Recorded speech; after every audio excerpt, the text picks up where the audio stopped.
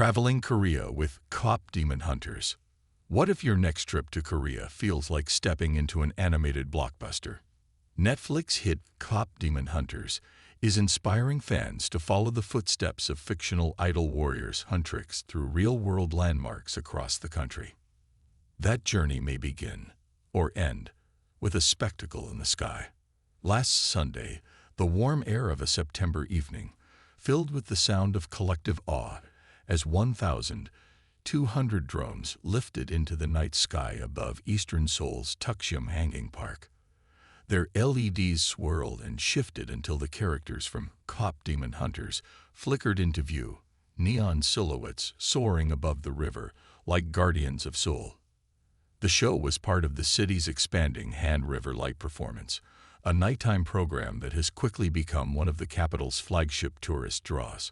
More than 22,000 people attended each performance during its spring season, and the autumn calendar promises 4 more shows on September 13, 20 and 26, and October 18.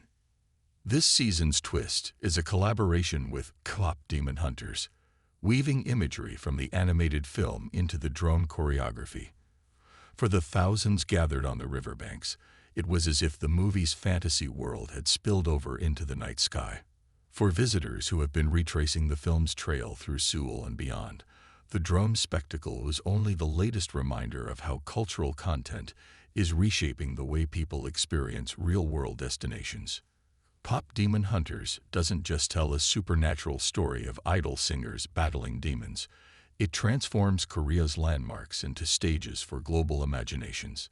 Fans of the film, which has become the most watched title on Netflix, now flock to sites in Seoul not only to see them, but to measure the distance between fantasy and reality.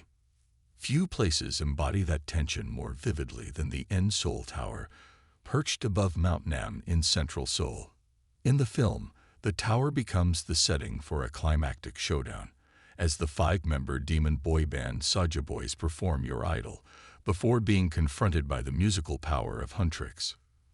For the film, a concert stadium sits at the base of the tower, drenched in magenta and crimson light as the 3 heroines clash with the demons. In reality, the mountaintop doesn't have the space to host a full-scale stadium, but in the film's animated world, scale bends to spectacle and imagination doesn't abide by zoning laws. Real-life scenes can be far more tender. On a recent afternoon, couples rode the cable car hand in hand, pausing to snap selfies as the tower came into view. Families clustered around the observation deck, drifting to the railings for long looks at the city sprawling in every direction.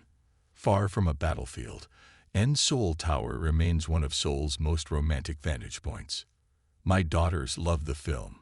A mother of 2 elementary school daughters, surnamed Moon, told the Korea Times on a calm Sunday afternoon near the tower. "We just came for a stroll, but I can't help being reminded of how this place was reimagined in the movie. Now it's a completely different mood, so I'm not sure if the kids realize," she said with a laugh. "The best time to visit is at sunset," say locals, when the city's skyscrapers turn to silhouettes and the tower itself is lit up cinematically. Bukchon Hanok Village. Shadows. Storytelling. If Mount Nam was reimagined as an ominous concert venue, Bukchon Hanok Village became the setting for something more intimate. In KPop Demon Hunters, the Hanok rooftops frame a quiet encounter between Jinu, frontman of the villainous boy band, and Huntrix's roomie. Under the moonlight, the two share a conversation that builds towards a potential romance, leaving fans yearning for more. In reality, Bukchon is more cheerful than dramatic. By day, the alleys are crowded with tourists from all over the world dressed in rented hanbok, posing before wooden gates and tiled eaves. At dusk, the tourists disappear and the neighborhood softens, its rooftops glowing in the fading light.